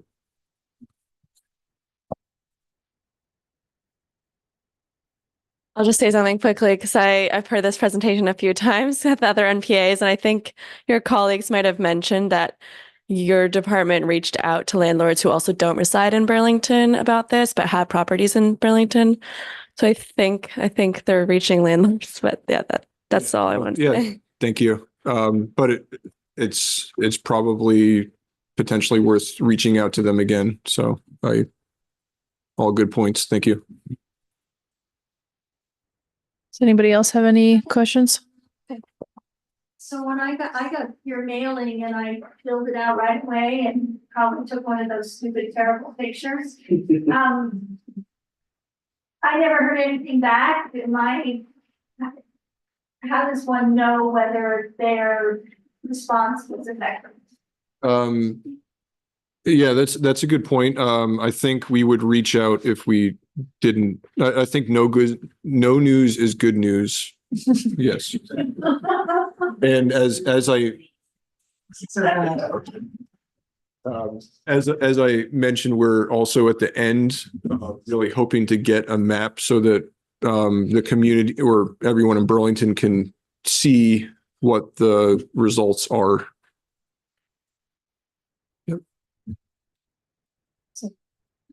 Anybody else? Anybody online? Good. Okay. Well, thank you, Martin. Really appreciate that.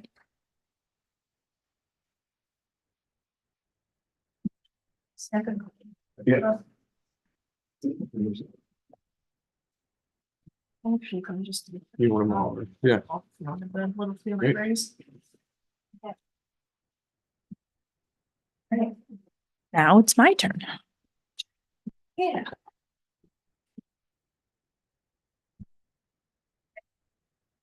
And I think you have my presentation from last.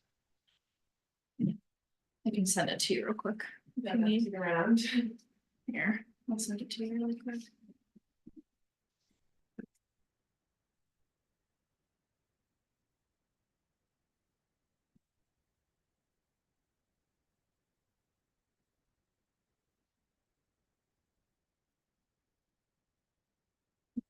I just sent it to you. Okay, yeah, I just got it today.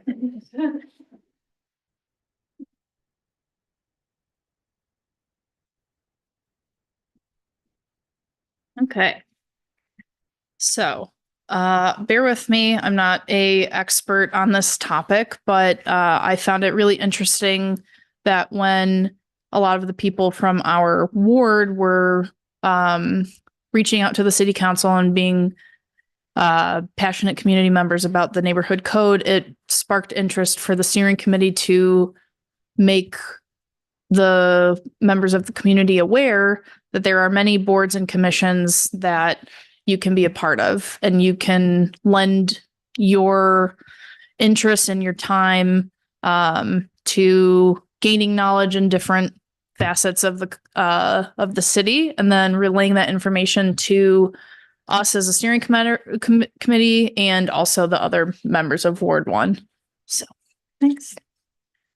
So the goal of us letting you know about the boards and commissions is just to create a pipeline for representatives to make informed decisions. So if you're on a board and you come and present what you've been discussing, then that can lend a better collective kind of like a collective vote or opinion of the ward to our city council members, so we can have a more engaged community, like directly with the people who are involved in making the decisions.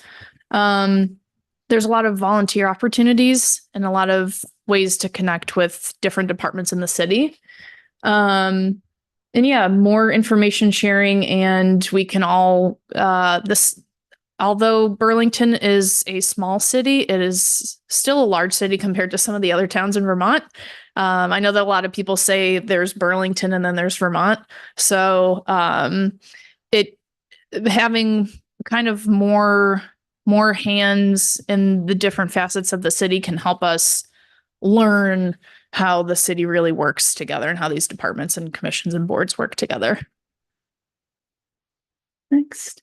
So a little small font, but this is just the list of the different boards and commissions that are listed on the city website. And there's everything from airport commissioner, cemetery commissioner, which I know personally that Nancy Kirby is on that commission. And then I think Jonathan, aren't you on one of them as well? Yeah, assessors. There's a GMT commissioner, which I know that Tom is in that position, which I think he's trying to pass off to Joel or get Joel involved in that. There's Board of Health, Public Works, Police Commissioner, Planning, Board of Review, Housing, Design Review Board, which I know that Jeff Hand is a member. So there's just a lot of different areas where you can lend a hand and just help also inform us and inform all of your neighbors and the community members of Ward 1 of what's going on. So there are a couple current openings, and I know that the Mulvaney-Stanick team had sent out, I don't know, I think it was an email that had listed a lot of the openings. I think that was a little, I don't want to misspeak, but I think it maybe was a little misleading. I think it had listed all of the boards and how many positions are like within those boards. But the current openings that they have are solid waste district, which sounds very fun. They have an alternate, housing review board, a fence viewer, vehicle for hire licensing board. Seems like there's 2 spots open for that. So, if you go to the next slide, I think it might have the next thing. So position information, generally, from what I've seen, the positions are from 1 to 3 years. From what I found, most of them are 3 years. All of them are volunteer based, and most of the boards or commissions, the end of the term is in May, and then June openings start kind of in June. And then, so the application was for May 1st, but I think with the new mayor and her team, they ended up pushing the deadline back. So it was supposed to be May 1st, and now I believe it is May 15th. So we were able to sneak right in and get you this presentation so that you have about a week to get an application in if you wanted to do that. And so the best contact is Lori Olberg. And I think on my next slide, you have to do an application. And then if you get that application into her, kind of looks like this. You'll kind of give your name, where you reside, what's your kind of experience. If you have any experience on previous boards and commissions, you'll give your education and kind of a little background information. And then if you do the next slide. So the helpful links for this, the main landing page, which is the burlington.gov. You can go to the city councils and the board commission website. There's a government meetings calendar. And then the current list of members and boards is the burlington.gov/city council/public board members. And then the boards and commissions website also will get you to a list of all of the boards and commissions that are there. And then each of them is a link, and those links will give you term length, description of the position, kind of duties and responsibilities for the positions to be held. And also it will then kind of say apply now, and then it links you back to that application that you'll have to turn in, the 2-page application. I think maybe there's one more page. So you can either turn in a hard copy to clerks and treasurer's office, attention to Lori Olberg. So this was for last meeting. The new deadline is next Wednesday, May 15th. So you can either call Lori at the number here, and this will also be on Civic Clerk, the link to this presentation on Civic Clerk. And her email, lolberg@burlingtonvermont.org. Yes, Sharon. So being a political junkie, yes. The May 1st had to do with the list of openings that you had. Mhm. It's sort of it's a ongoing process because people resign, and so that creates a vacancy. So what you had was a brief list of possibilities for open people seats to apply. Yeah. But as you mentioned in your review, that terms expire, Mhm. and then if you want to re-up, you can. Some have term limits, not many, Yeah, but not many do, anyways, yeah. but some you can re-up. But so that big list that you saw of all the commissions tell you how many people are on there, Yeah. and how many positions will be available with those people that might have incumbents or those that are vacant. And so I believe the May 15th is for the big process. So you can apply for any opening. And there's a big process that the counselors get involved in with interviewing the applicants. And then there is a slate that usually, because it's very labor intensive, and I don't want to discourage people. It's labor intensive for them, not for a member of the public. You go and tell them why you want to be there and respond to some questions.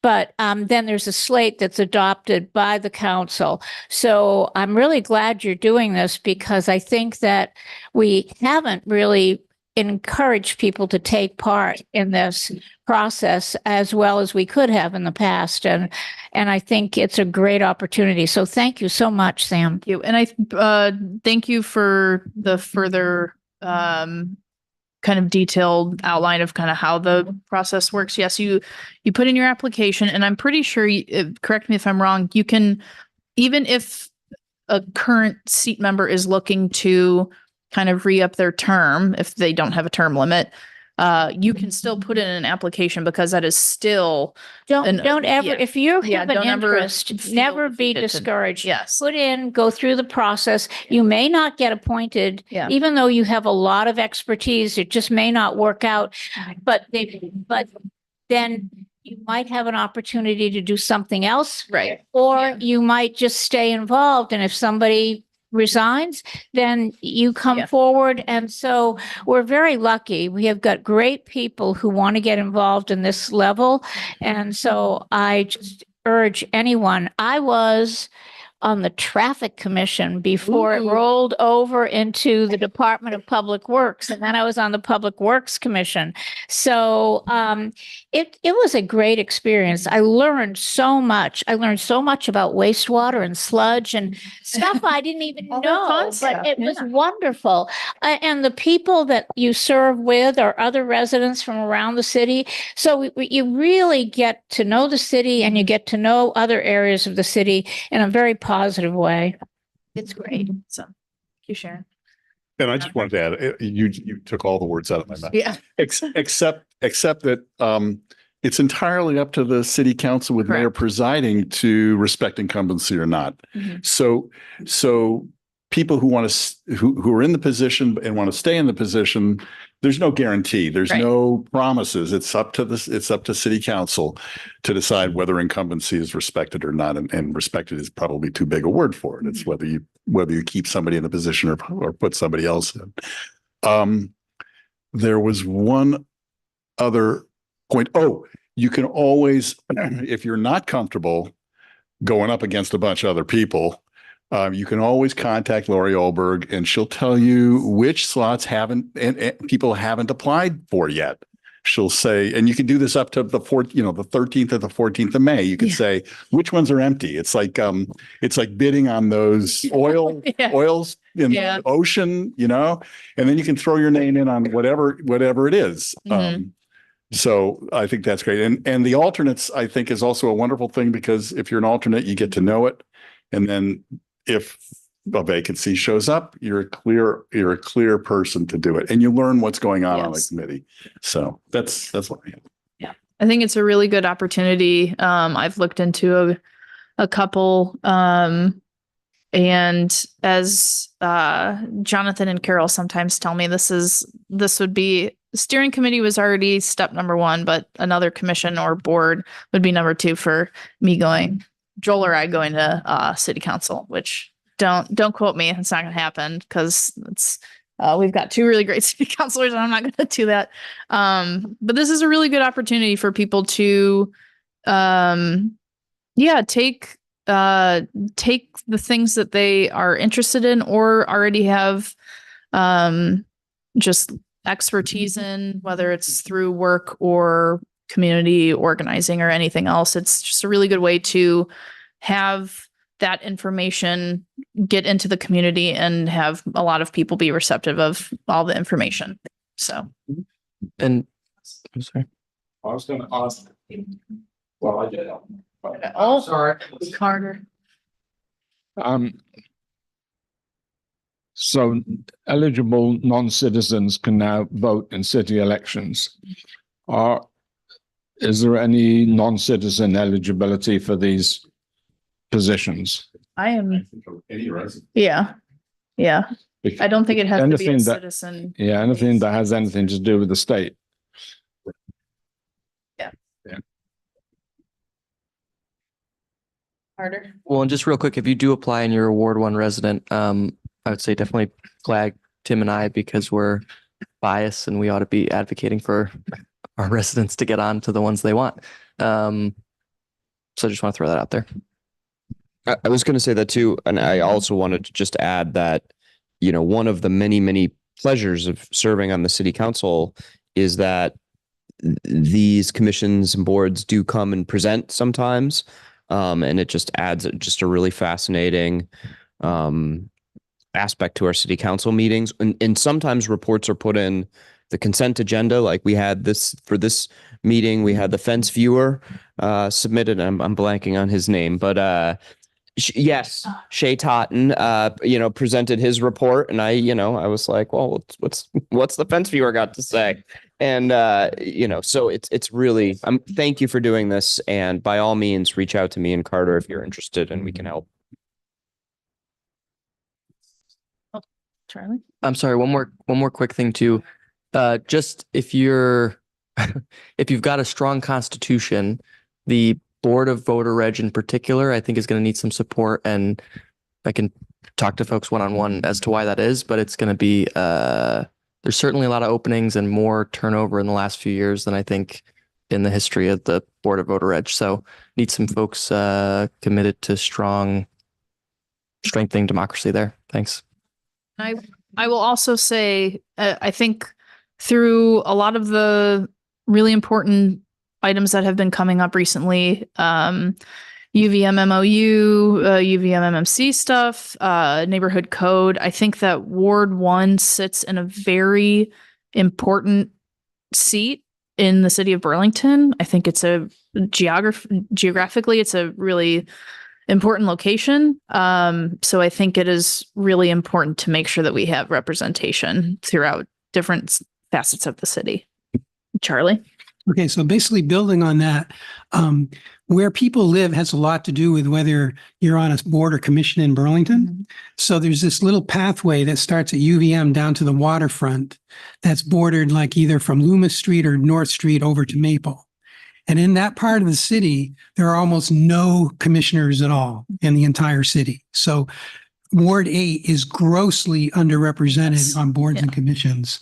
For the new Ward 3, once it's updated, you're going to find that they're severely underrepresented as well. Mm-hmm. And the third one is Ward 1. Yeah, so Ward 1 also doesn't have as many. So if you look at the wards of all the people on the boards and commissions, you're going to, in the city of Burlington, you're going to see a lot of 2s, 4s, 5s, 6s, and 7s. Mm-hmm. Very heavily represented in wards 8, 3, and now maybe 1, not so much, but so just bear that in mind. So if you apply for one of these, you should really jump all over your city councilor and right on your application say, I'm from an underserved ward, and you to tell them in no uncertain terms, I want to get on a board. Put me on the board. If you're from one of those 3 wards, like 8, 3, or 1. Thank you. Thank you. All right. Anybody have any other questions or comments? Okay.